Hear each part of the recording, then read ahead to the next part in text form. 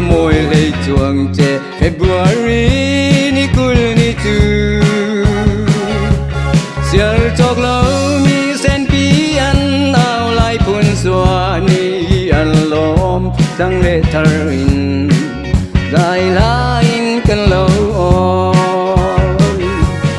ngô kan lai ram na ke in ding thâu thang ngô na trôi rin yang den nun nang lam kan lâu ruồi ding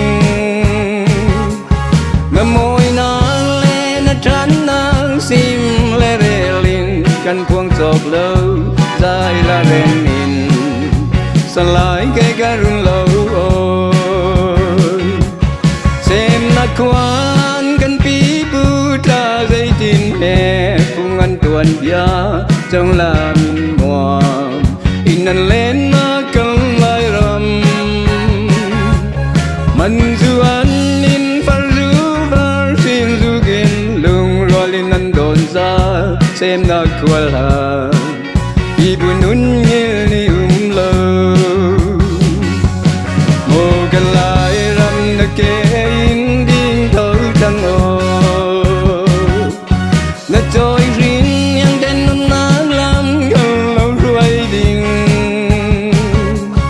na môi nang le na tran nang sim le re linh kan puang chok lâu dài la rem min sa lai ke garun lâu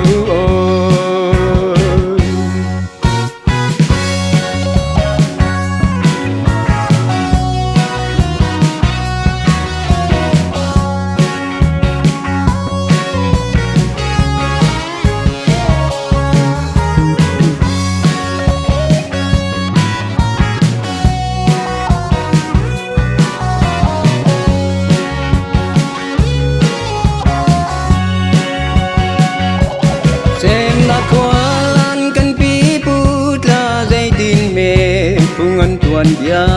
trong làm nọ in an lên na kan lai ram man du an in far du bar sin du gin lung rolin an don za